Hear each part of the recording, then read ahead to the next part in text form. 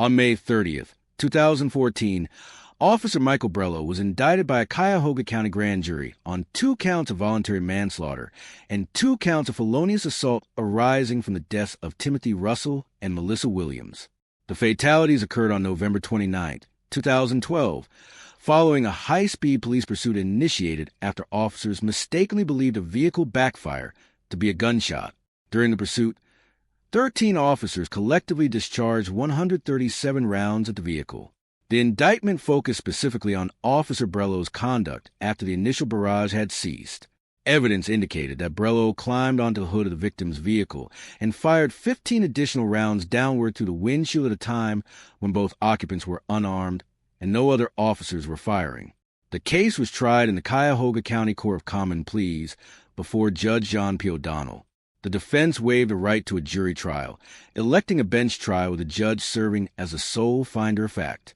The prosecution called Detective Michael Demchak, a 3rd District officer present during the incident, as a key witness to testify regarding pursuit and subsequent shooting. Mr. Gutierrez. Thank you, Judge. Sir, could you please state your full name and spell your last name for the record? Yes, Michael Demchak. He's Dan, E-M-C-H-A-K. Are you employed, sir? Yes, I am. And with whom? The City of Cleveland. And in what capacity? I work with the Division of Police as a 3rd District Vice Officer. How long have you been a police officer? In November, it'll be 33 years. Were you working on the night of November 29, 2012? Yes, I was. Okay. And sir, and what district were you in? 3rd District. Okay. And who were you with? What was your shift? I was working, I believe it was 6 at night to 2 in the morning. And who were you with? My partner was Detective Aaron O'Donnell. Okay. There come a point in time where you were involved in a pursuit. On advice of my counsel, I am invoking my right to remain silent. Judge, we believe at this point in time that the witness is not entitled to plead the Fifth Amendment because his testimony will not incriminate himself. And it's the state's position, Your Honor, that at this point in time, this is exactly what the state has been talking about, the blue wall. That this individual will not come testify. He's a police officer. His loyalty should be the citizens. Well, are you saying, though, like you did in your brief, that he does not have a constitutional right to, and I'm talking about the factual or legal basis in this case. Are you saying, like you did in your brief, that he doesn't have a constitutional right to, against compelled testimony? No, Your Honor. Absolutely not. You said that in your brief, I'll tell you that. Well, Jim. Your Honor, we never said that. He absolutely has a right to assert his Fifth Amendment right. But once he does that in the courtroom, it is up to the court to decide if he has a real and appreciable reason, not just an imaginary fear of possible self-incrimination. Our argument has always been in that brief that he does not have a real and appreciable fear. His testimony will not self-incriminate himself. We have said that he's not going to be charged. Our experts say there's nothing to charge him with. And on top of that, we've seen his internal, aka Garrity statements. So we, as our office, cannot bring charges against him. If you give me a moment, I'm looking for your brief. So if you'll hold on, Mr. Gutierrez. Your Honor, if I may, I would just like to object to Mr. Gutierrez's remarks and move that they be stricken relative to Blue Wall and this production that he engaged in and setting up this argument in the midst of this trial. Noted.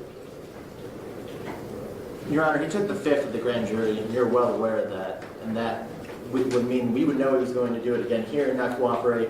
And that's why we filed many motions, actually, and notices to this court on how this process should be carried out during the trial. I can't remember if there's been reference in testimony so far to the evidence that doesn't come from this witness about where he was. Was he in the Charger, the gray, at least gray on the model here, unmarked Charger? No, Judge. He was up here with his partner. He's parked up here. In what car? No. He did. He was parked up here, Your Honor, on this hill.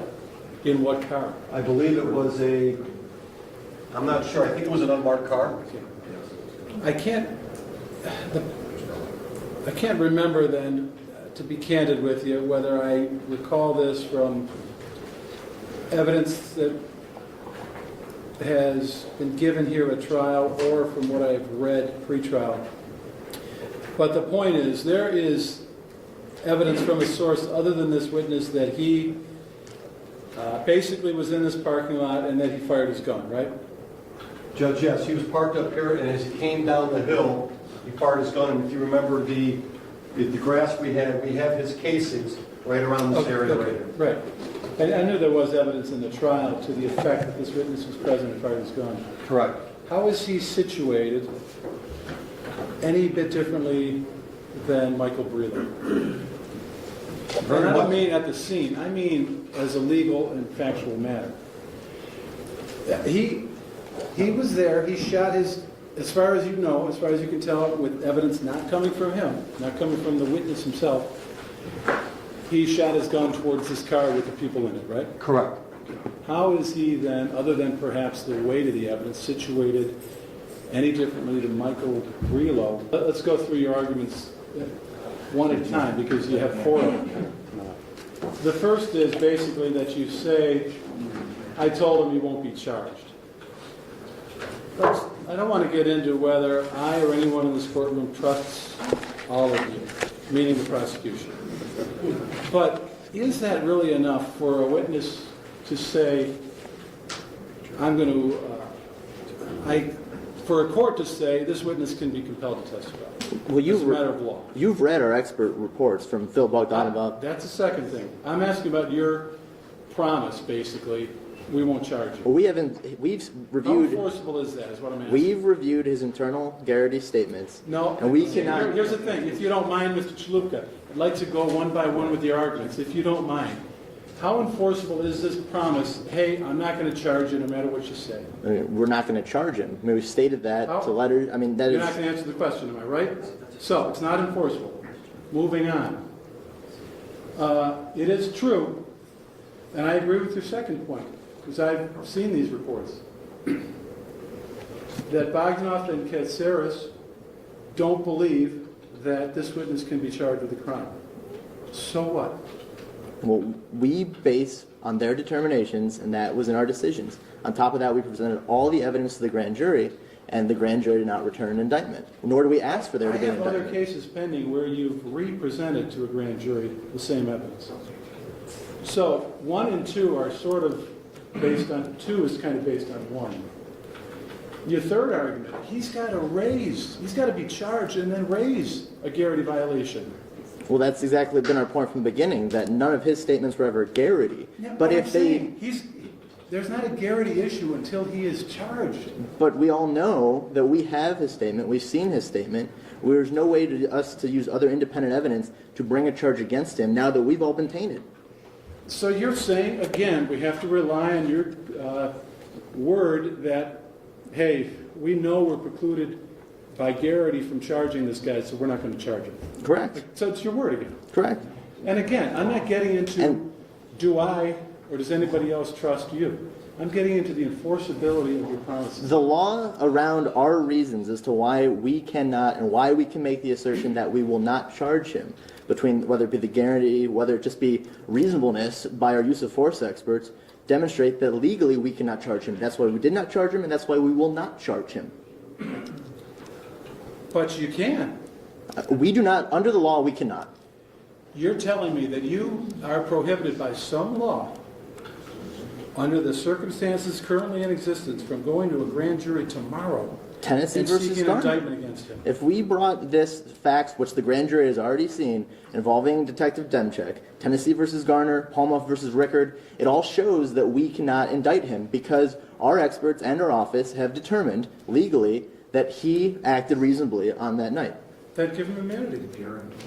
We don't believe police officers should be granted immunity to So this just is a public testify. policy argument. It is exactly a public policy. So what you're saying then, let's be clear about it. What you're saying is then, where you make a subjective determination that a cop did not commit a crime, that based on what you think he did or didn't do, he doesn't have a Fifth Amendment right not to be compelled? He swore an oath to the community of the city of Cleveland to not only under his To general uphold the orders, Constitution, to right? uphold the Constitution. You know what's in the Constitution?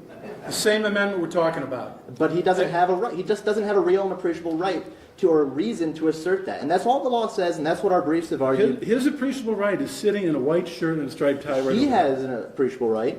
He's in basically the same position, except clearly some of the evidence about him is going to be different than it is about Michael Brewer. If his testimony will not incriminate him, which legally it will not, then he doesn't have a right to assert his Fifth Amendment. That's just not true. And for the reason that I mentioned, and I'm sorry if I seem to be brusque, but you're asking a witness to rely on your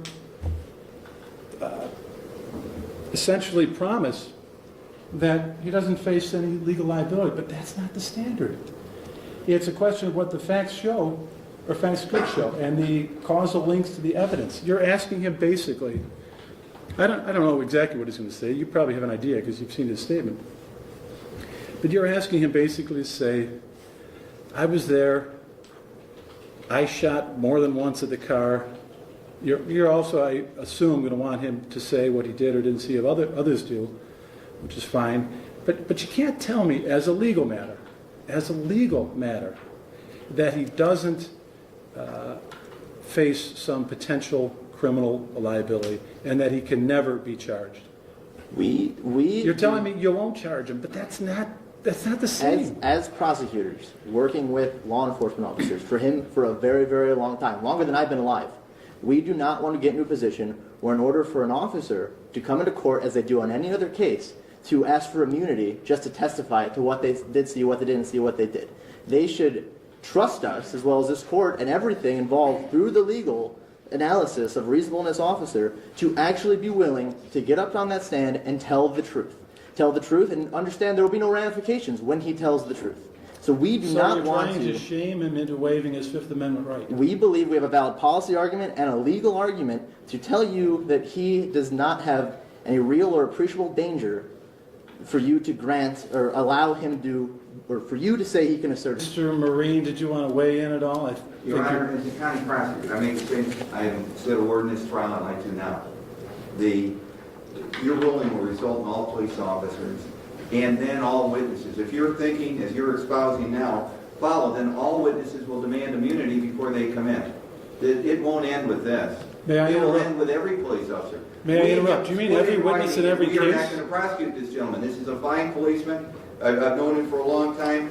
We need his testimony in this trial. We're asking for his testimony. We're asking for the truth. That is his duty as a police officer. And if police officers demand immunity, then why not everyone else before they testify? Because if you use your wildest imagination, which you are using now, then theoretically some federal prosecutor or somewhere, not realistically, some other prosecutor out of the blue could prosecute you somewhere. This office of Cuyahoga County is not going to prosecute this man. All we ask for is him to tell the truth. Now, and I don't believe for 1 minute, and I know Officer Demchek, that he would ever tell anything but the truth.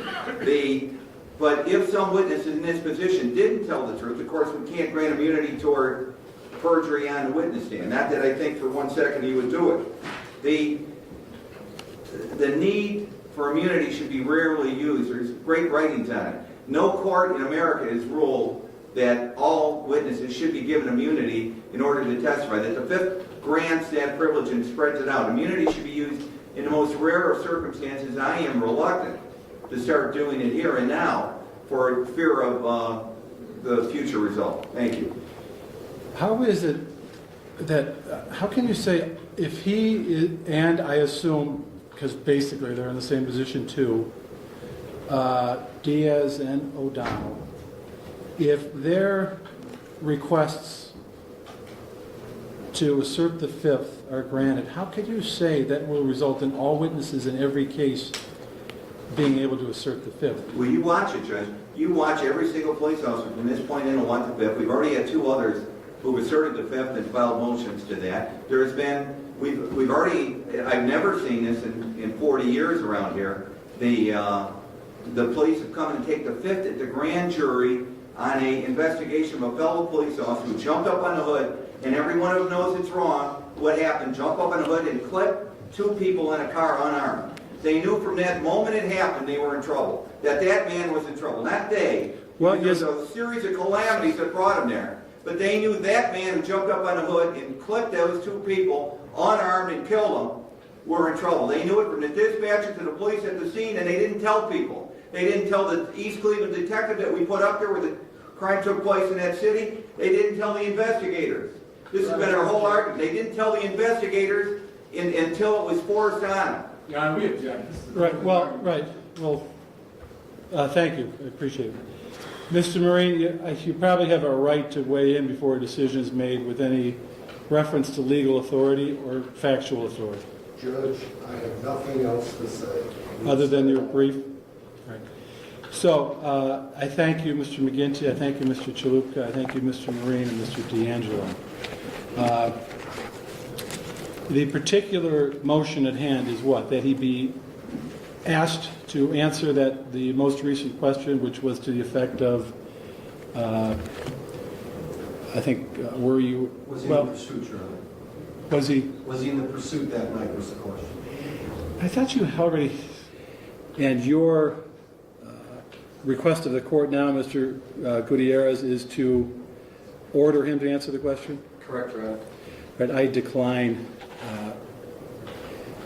Given that, I understand that you disagree with the ruling. I think he's entitled, in other words, I think he's entitled to assert the Fifth based upon the evidence that I know of in this case and based upon what the other evidence, not from this witness, shows about where he was and more or less his basic involvement without getting into every detail that night.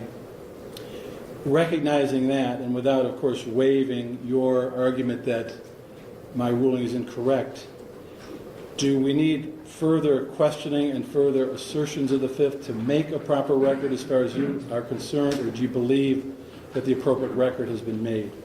No, Your Honor. Mr. Marine, do you have an opinion on the subject? No, I think my client's made it very clear that anything that touches upon the subject matter of this case, he's going to invoke his right to remain silent, and I would appreciate if you would accept that representation as being the representation that will just continue in nature with any question that is asked of him by the Cuyahoga County prosecutor. Thank you. You're welcome to depart at this point. Okay, thank you. Thank you. Judge O'Donnell formally ruled that Detective Demchak was entitled to assert his Fifth Amendment privilege and declined to order him to answer further questions.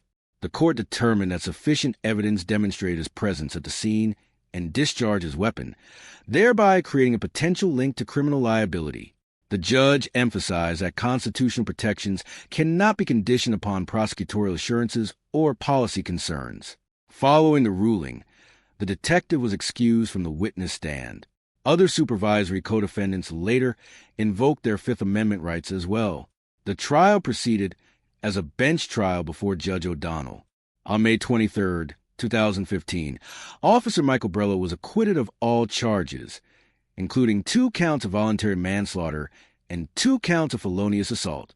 The acquittal concluded the criminal proceedings against him in the Cuyahoga County Court of Common Pleas. The case underscored the judiciary's obligation to safeguard constitutional rights, particularly the privilege against self-incrimination, even in high-profile prosecutions involving law enforcement officers.